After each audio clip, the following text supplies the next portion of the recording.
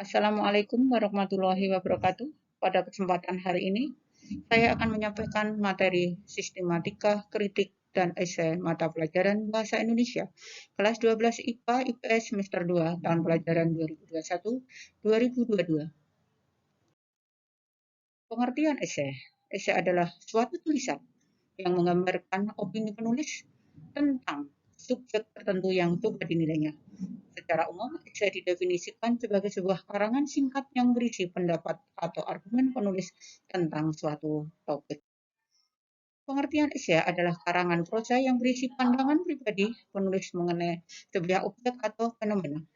Jadi, esai tak hanya digunakan untuk membahas objek seperti sebuah karya, melainkan juga dapat digunakan untuk membahas berbagai fenomena seperti bahasa, budaya, politik, agama, dan lain sebagainya.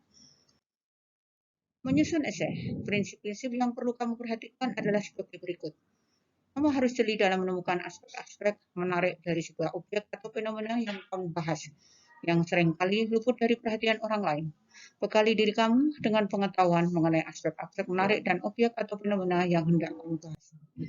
Gunakan argumen logis saat kamu membahas aspek menarik dari sebuah objek atau fenomena yang dapat diterima oleh pembaca.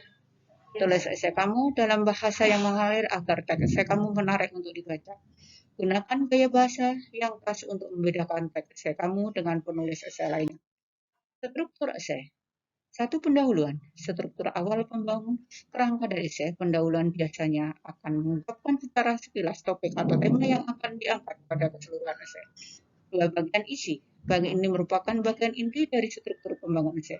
Pada bagian ini, topik atau tema yang telah dipilih sebelumnya akan dibahas dan dijelaskan secara lebih rinci dan detail. 3. Penutup atau kesimpulan. Bagian penutup merupakan bagian terakhir dalam menyusun sebuah esai. Ciri-ciri esai. 1. Berbentuk prosa, artinya dalam bentuk komunikasi biasa, menghindarkan penggunaan bahasa dan ungkapan figur. 2. Singkat, maksudnya dapat dibaca dengan santai dalam waktu 2 jam. 3. Memiliki gaya pembeda. Seorang penulis esai yang baik akan membawa ciri dan gaya yang pas yang membedakan tulisannya dengan gaya penulis lain. 4. Selalu tidak utuh, artinya penulis memilih segi-segi yang penting dan menarik dari objek dan subjek yang hendak ditulis.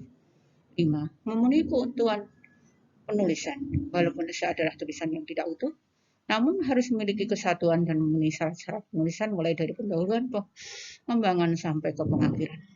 6. Mempunyai nada pribadi atau bersifat individu yang membedakan esai dengan jenis karya sastra atau ciri personal. Perbedaan kritik dan esai berdasarkan pengetahuan atau isi. Kritik. 1. Objek kajian berupa karya. Esai. Objek kajian berupa karya dan fenomena. 2. Terdapat deskripsi karya, sedangkan esai tidak ada deskripsi ringkasan atau sinopsis karya. 3. Data yang disajikan bersifat objektif. Esai tidak selalu membutuhkan data. Perbedaan kritik dan esai berdasarkan pandangan penulisnya. Kritik.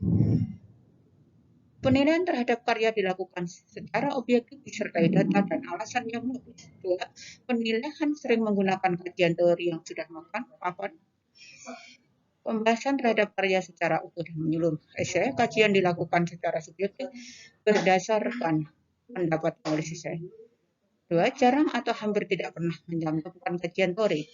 3. Objek atau fenomena yang dikaji tidak dibahas menyeluruh tetapi hanya pada aspek yang menarik menurut pandangan penulisnya.